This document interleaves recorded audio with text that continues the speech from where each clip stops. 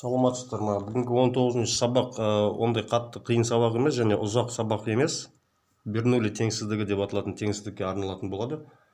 Бұл теңсіздік өте қарапайым, бірақ өте маңызды теңсіздіктердің бірі болып табылады. Так, көз алдыңызда Бернули теңсіздігінің жалпы ең көп кездесетін варианты берілген. Яғни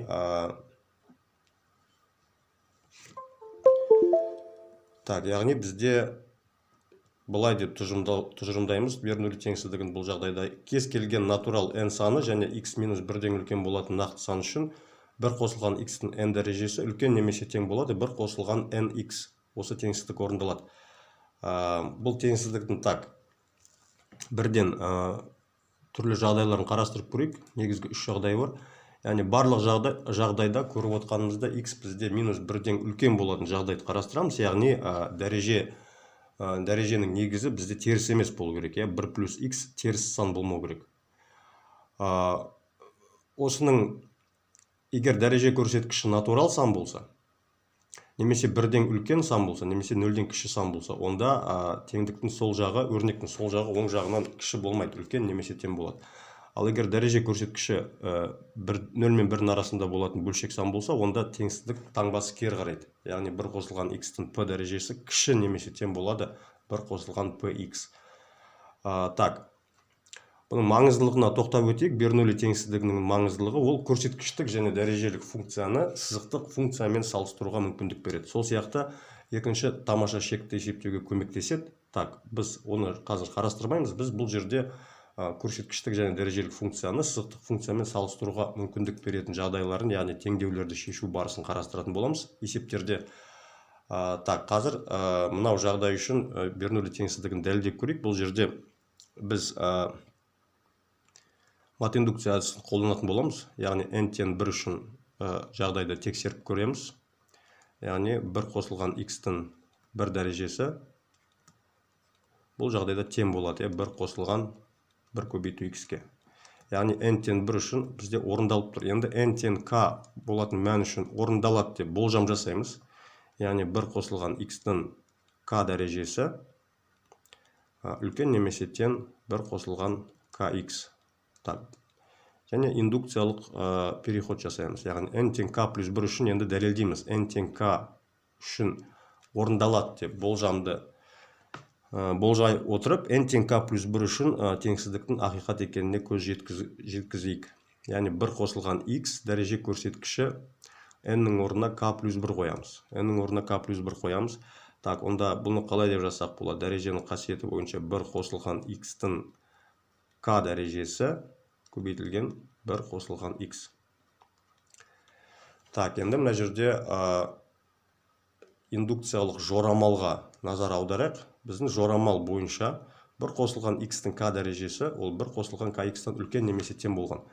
Яғни мынау 1 қосылған x-тің k дәрежесін оның орнына 1 қосылған kx деп жазамыз. Яғни ол үлкен немесе тең болу керек 1 қосылған kx көбейтілген 1 плюс x сонда. Енді осында жақшаны ашып жіберетін болсақ, 1 қосылған kx қосылған x қосылған kx квадрат деген нәрсе шығады осындай. Kx квадрат. Kx квадрат бізде 0-ден үлкен сан. Онда үлкен немесе тең болады. Егер kx квадратты алып тастайтын болсақ, онда бұл бізде үлкен немесе тең болады 1 қосылған kx қосылған x.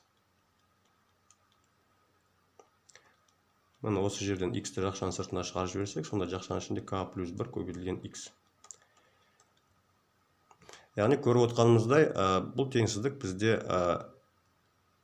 болжам бойынша орындалу тиіс болған. Содан бізде қандай қорытынды шықты? 1 қосылған x-тің k плюс 1 дәрежесі ол 1 қосылған k плюс 1 көбейтілген x. Яғни теңсіздік орындалып тұр.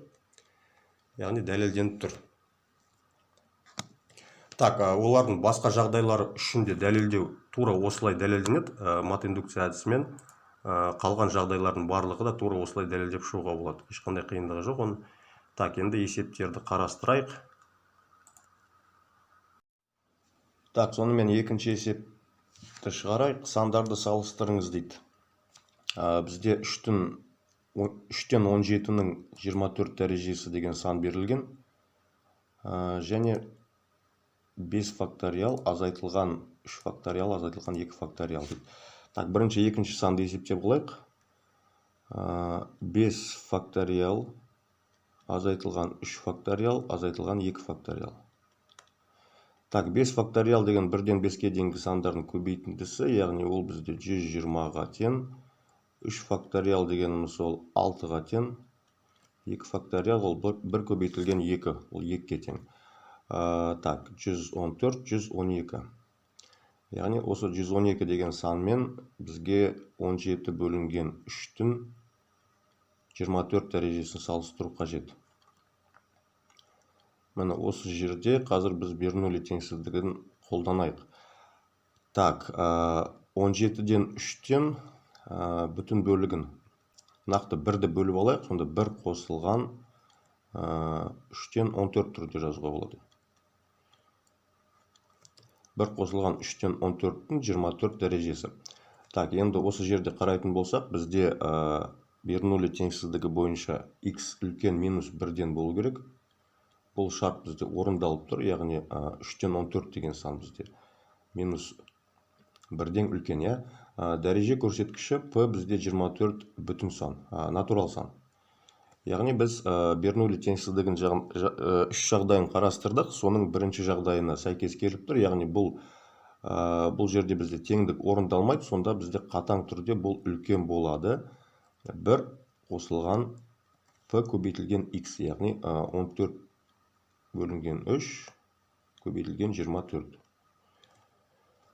Так, 3 пен 24 қысқартып жіберсек 8 болады, сонда 1 қосылған 14 көбейтілген 8. 1 қосылған 14 көбейтілген 8. 14-ке 8-ді көбейтсек бізде 112 шығады. Сонда 1 қосылған 112, 113. Яғни берілген сан бізде 113-тен үлкен, демек ол 112-ден үлкен деген сөз. Яғни 17 бөлінген 3-тің 24 дәрежесі сонда бізде үлкен болады. Үлкен болады 120-дан. Так, екінші есеп осымен шықты. Яғни бұл жерде Бернулли теңсіздігі арқылы оңай дәлелденіп тұр. Оңай табылып тұр. Келесі есеп 24-тен 17-нің 4 дәрежесі қосылған 36-тан 43-тің 6 дәрежесі және логарифм 3 негізді 8.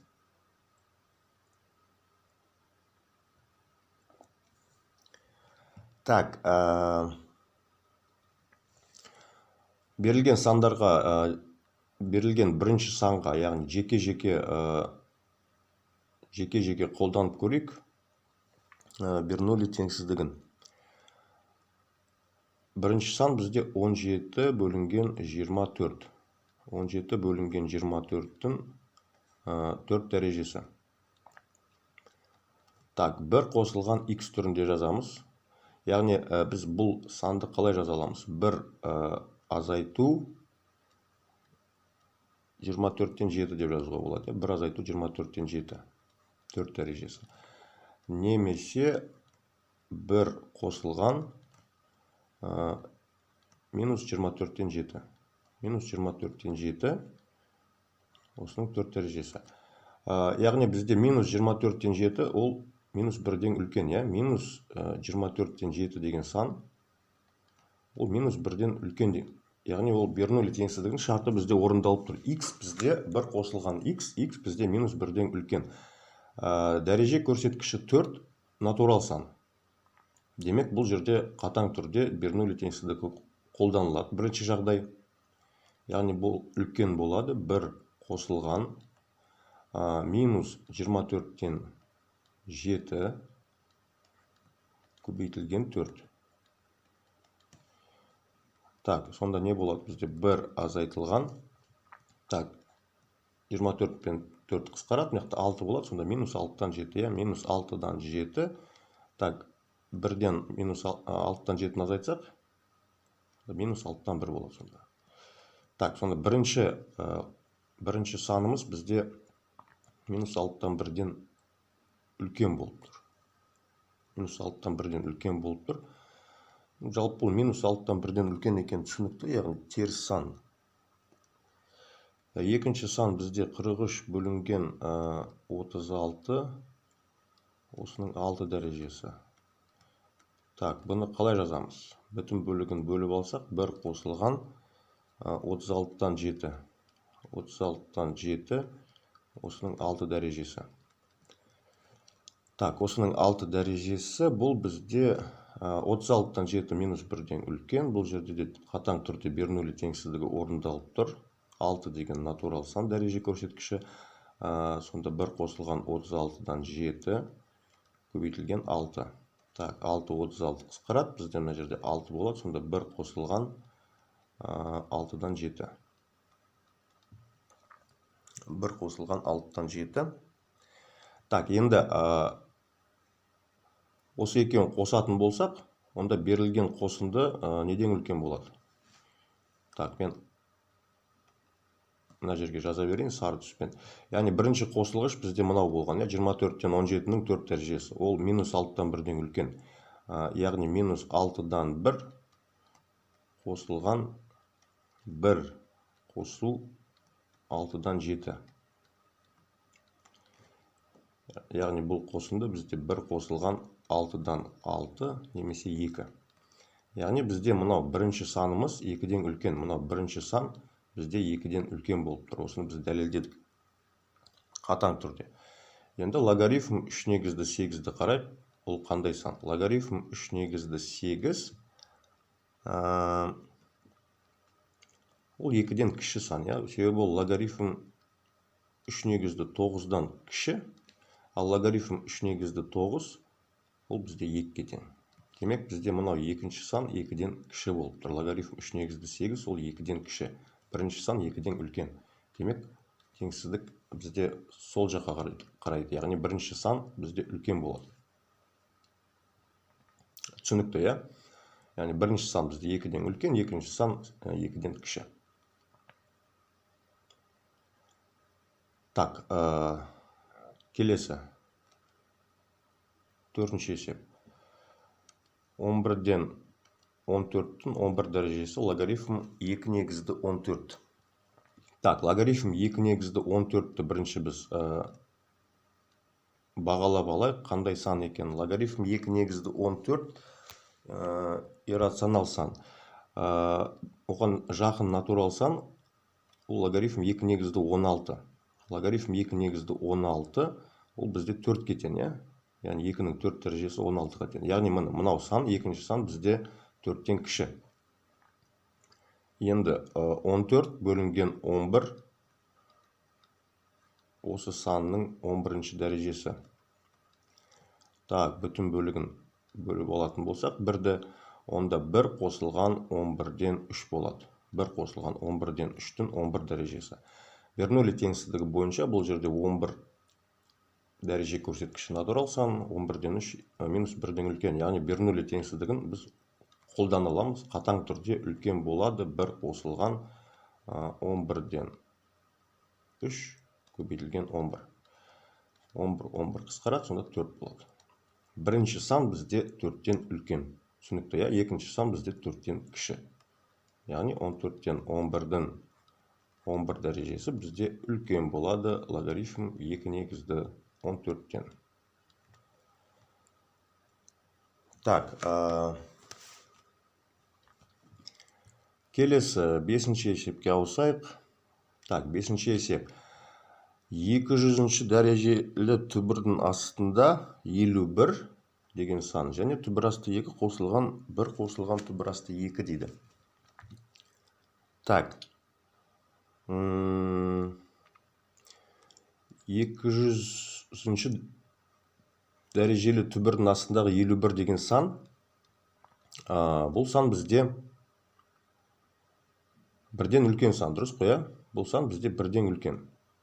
Екі жағында 200-ші дәрежеге шығарып жіберсек, онда 51 1-ден үлкен екен түсінікті. Сондықтан бұл сан бізде 1-ден үлкен екені анық.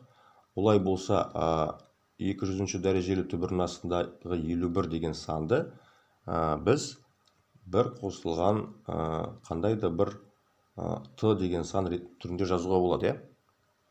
Т деген бұл жерде бір оң сан, қандай да бір оң сан. Так, олай болса, 51, егер осы теңдікті енді екі жағында 200-ші дәрежеге шығарып жіберетін болсақ,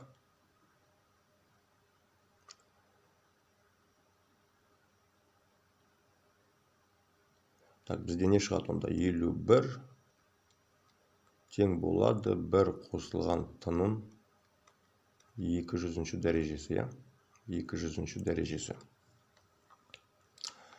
1 қосылған т-ның 200-ші дәрежесі. Енді т бізде минус 1-ден үлкен, иә? Себебі т бізден 0-ден үлкен.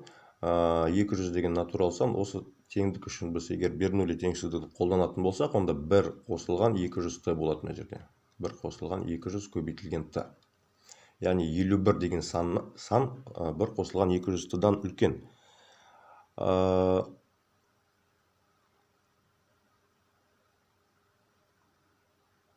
Так, осы жерден не шығып тұр?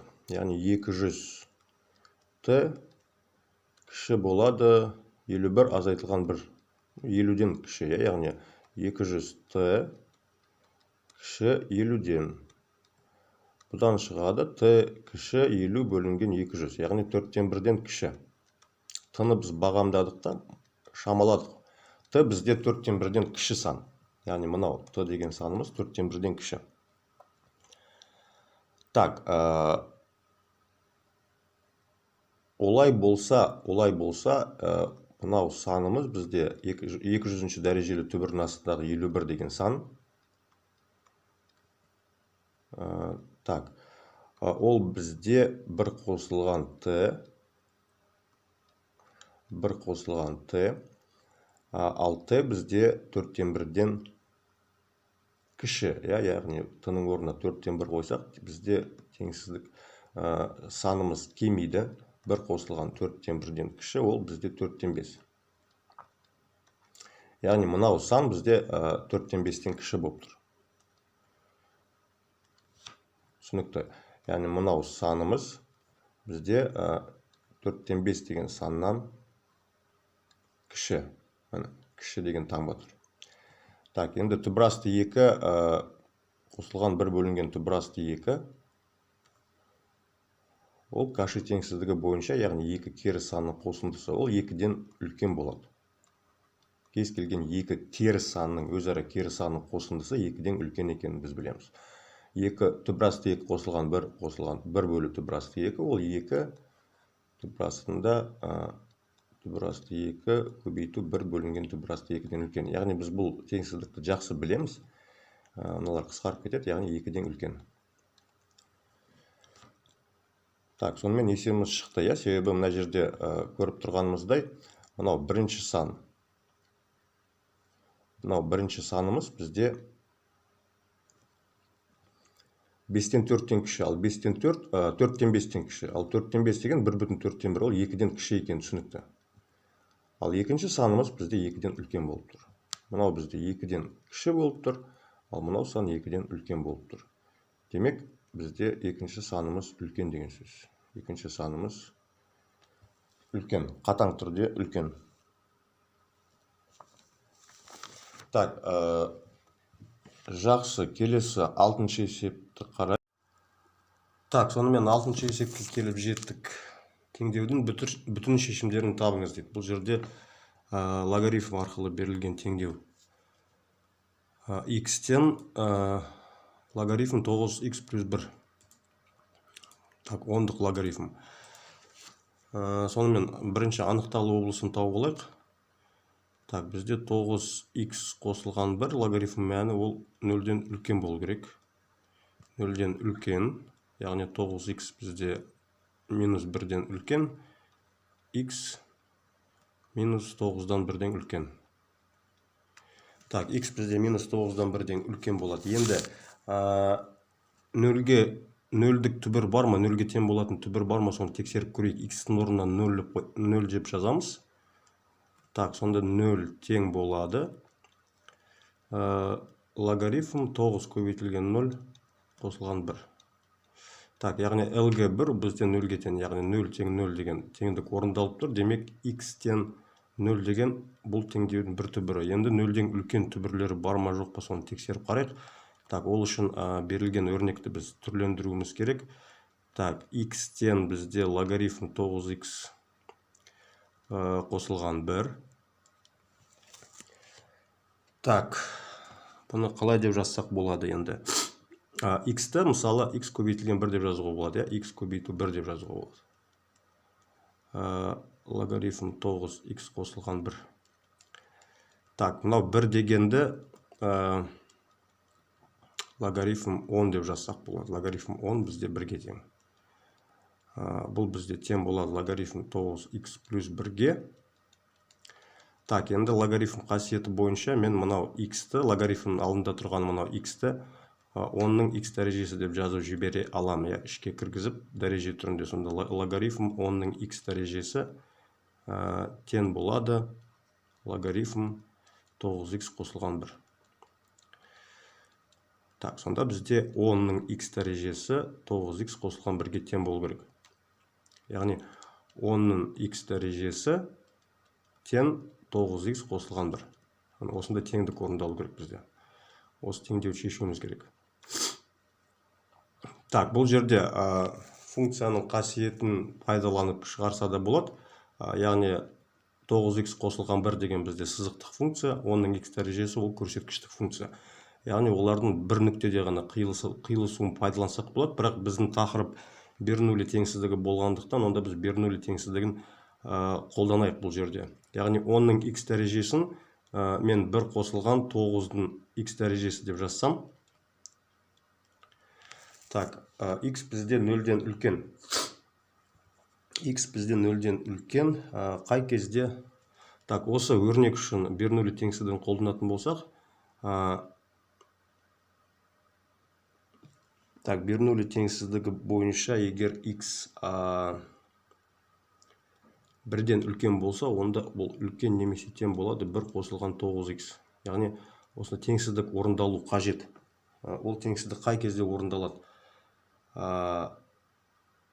Теңдік қай кезде орындалады? Теңдік орындалады, егер x 1-ге тең болса. Яғни, дәреже көрсеткіші бізде 1-ге тең болса. Сол кезде теңсіздік теңдікке айналады. Немесе екінші жағдайда ол 1 қосылған 9x 0-ге тең болса, яғни 1 қосылған 9x тең 0 болса. Енді ол x-тен минус 9-дан 1 шығады, ол анықталу облысына кірмейді. Ол жауапты алмаймыз, яғни x-тен 1 деген жауапты ғана аламыз, осы кезде ғана орындалады.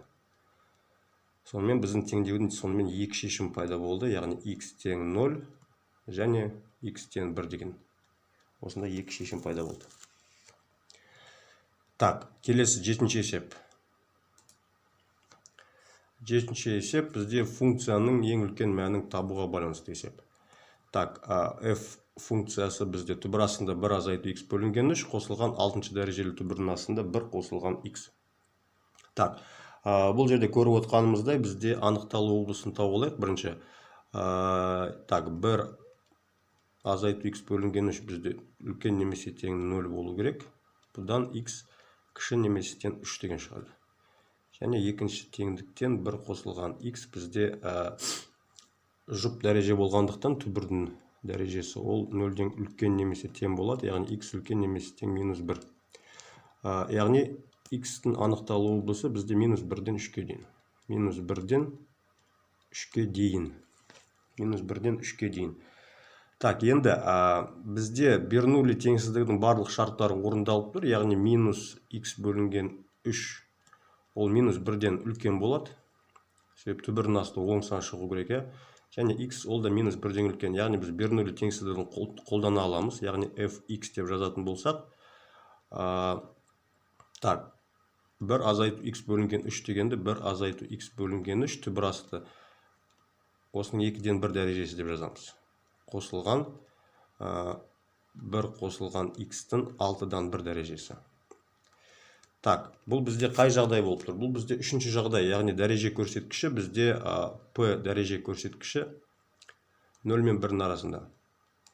0 мен 1-ның арасында, яғни 2-ден 1, 6-дан 1. Онда бұл кіші немесе тең болады. Так, бірінші өрнекке, бірінші жақшаға бернулі теңсіздігін қолданатын болсақ, 1 азайтылған x бөлінген 3 көбейтілген 2-ден 1, яғни x бөлінген 6.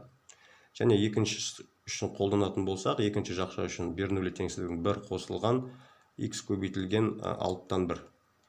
Түсінікті, мұны 6-дан 1-ге x-ті көбейттік, мына жерде мияқта x бөлінген 3-ге 2-ден 1-ді көбейттік. Яғни бернулі теңсіздігін қолданып отырмыз.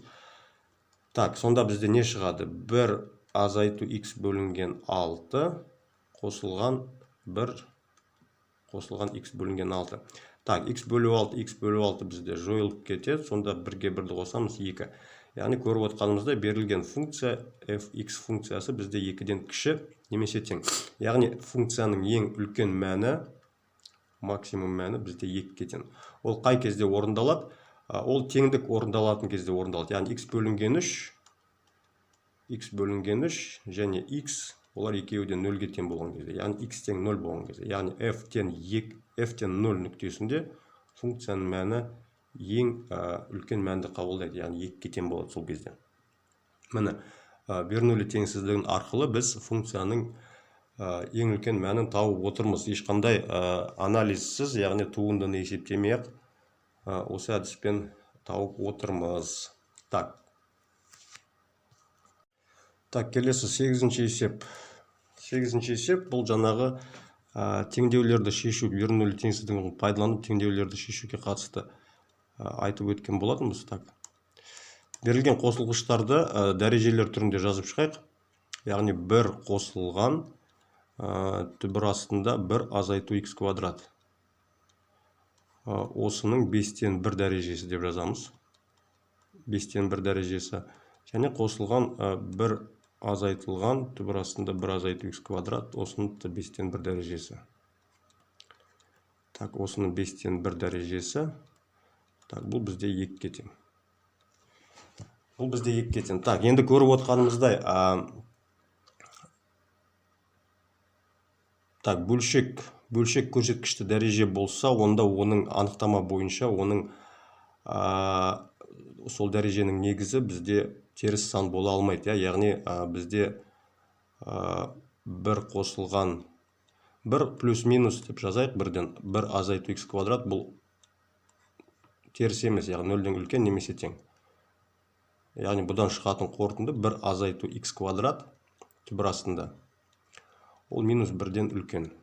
Және минус 1 азайту x квадрат түбірдің астында ол да минус 1-ден үлкен болу керек. Яғни бізде шарт орындалып тұр, бернулі теңсіздігінің шарты.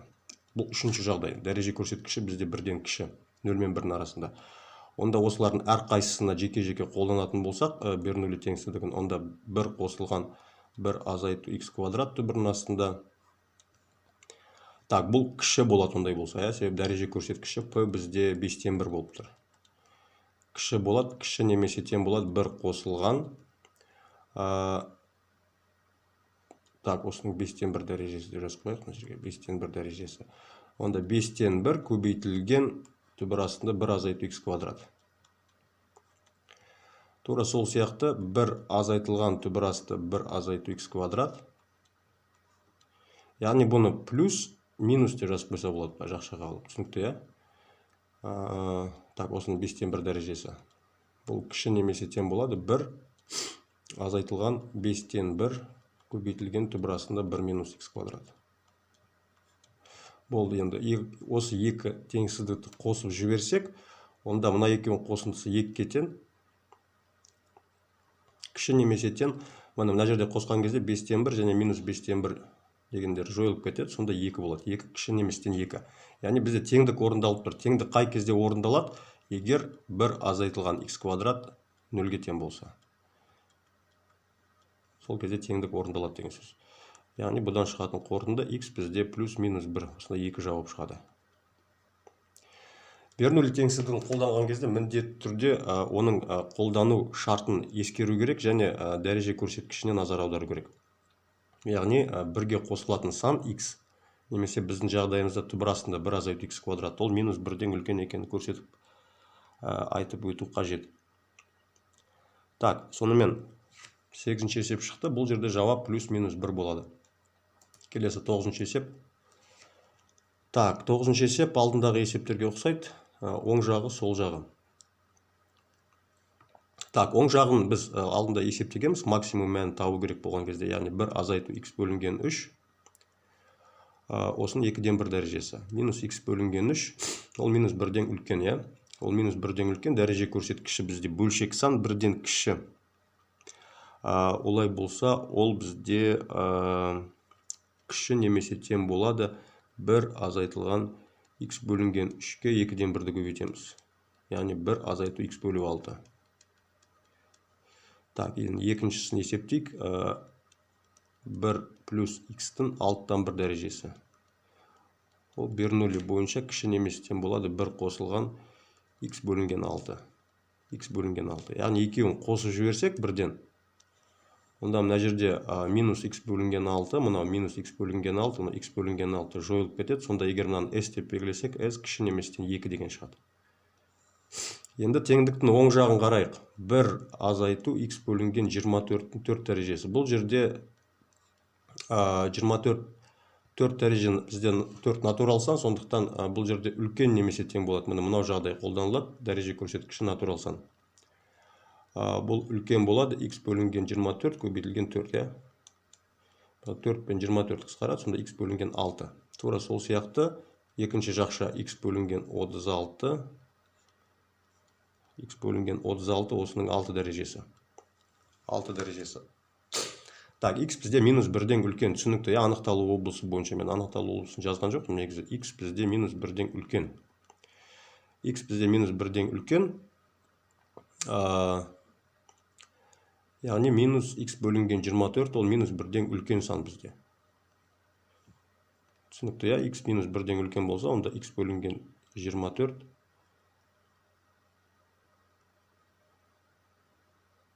ол минус 1-ден үлкен болады бізде. Минус x бөлінген 24, минус 1-ден үлкен болады. Сол жақты x бөлінген 36, ол да минус 1-ден үлкен. Так, оны қолдана аламыз біз. 1 қосылған x бөлінген 36, 6, так, 6 қысқарады, сонда x бөлінген 6. Так, екеуін қосамыз, сонда s үлкен неместен 2 деген шығады. Мына жерде s кіші неместен 2, мына жерде s үлкен неместен 2. Ол бір ғана жағдайда орындалады, егер x бөлінген 3, x бөлі 24 және x бөлі 36 барлығы 0-ге тең болса, яғни x 0-ге тең болса деген сөз. X тең 0. Жалғыз жауап. Жалғыз мүмкін болатын жауап осы. Так, 11-ші есепті қарайық. Бұл есепті белгілі бір теңсіздік. Негізі олимпиадада осында жеке жағдай келген. Так, жеке жағдайы Бернулли теңсіздігінің көмегімен өте оңай бірден шығады. Сонымен қарайық. 2 азайту 2022-ден 1. 2022-ден 1, осының 2022 дәрежесі 2022-ден үлкен болатын дәлелдеу керек.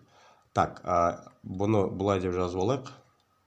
2-ні 1 қосылған 1 деп жазып алайық. 1 қосылған 1 азайту 1 бөлінген 2022.